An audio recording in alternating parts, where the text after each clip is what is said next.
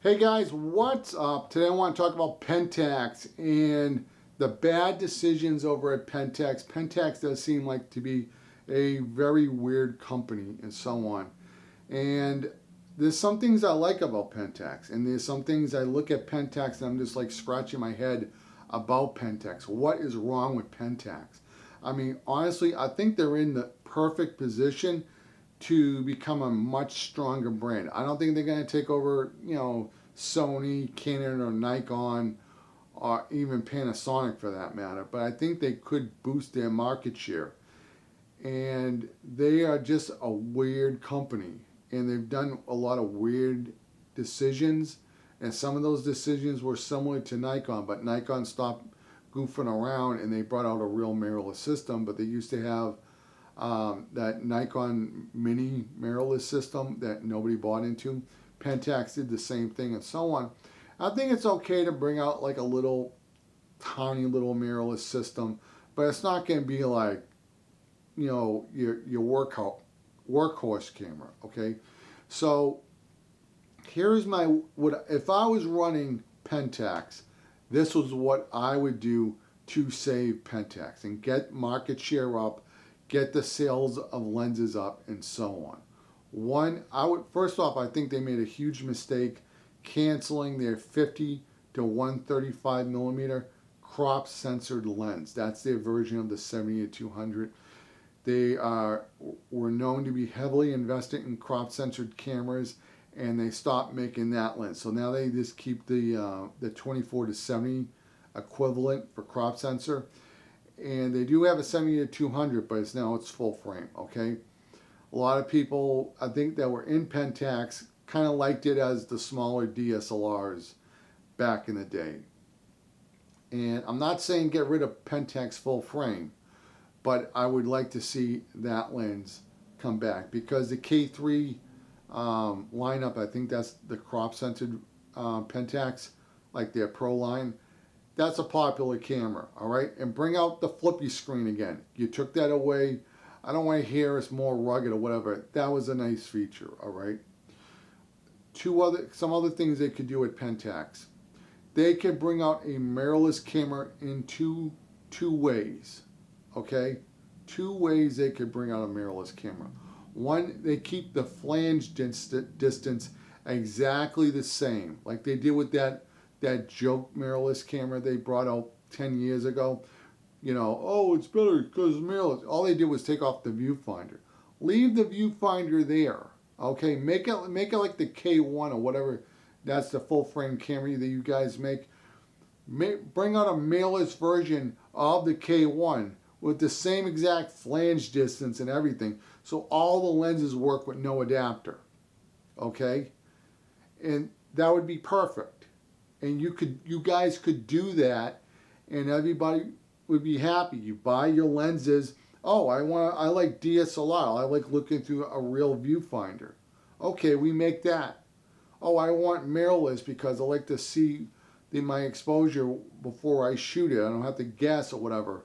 That takes a lot of headache away from photographers and so on, especially event photographers like myself. You want to make sure you get your lighting correct and everything. And sometimes you don't want to be chimping when it's sunny outside, when when there's sun on the screen and you can't see the screen. People would put loops on their screens and so on. Bring out a mirrorless camera with the same exact flange distance.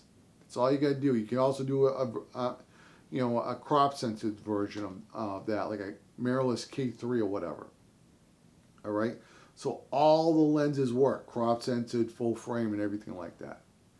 You could also bring back an SLR camera since you're using the same mount that you used for film. Hopefully the flange distance is exactly the same.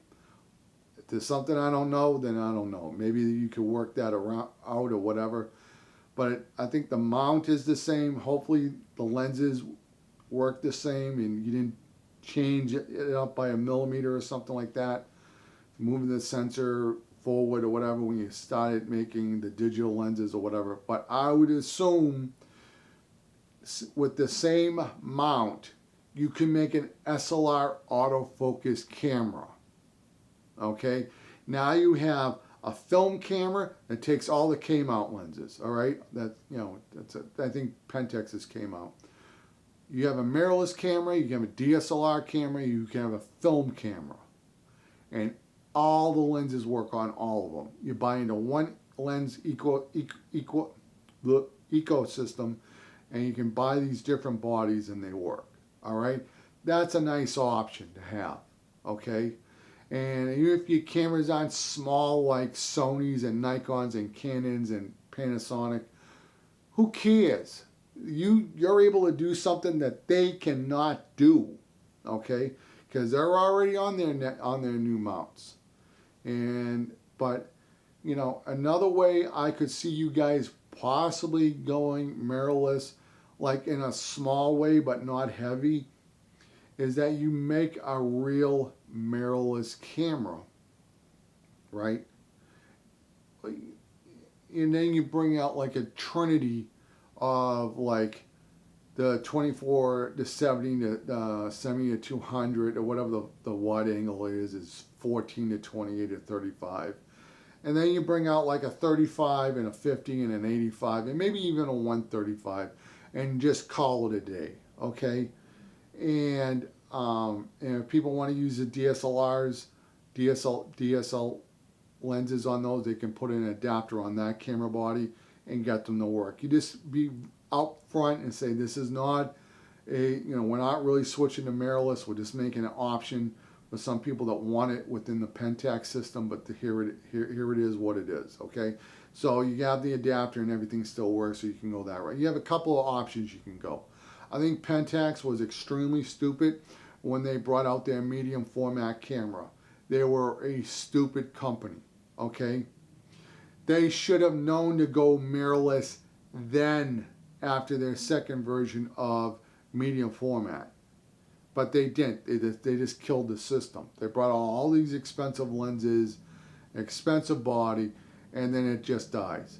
Chris Nichols, I think he was at the camera store in Jordan where they were reviewing the Pentax medium format. I don't even think they were at DP Review at the time. And Chris says, you know who should make a mirrorless medium format? He says, Fuji. And the Fuji guys were watching that video and they're like, yeah, that's a good idea. We should think about it. I'm going to talk to my boss about that tomorrow. And you guys had the momentum back then. You could have gone mirrorless with your medium format and people would have cared about it. Okay? But you didn't. Right now, medium format is big.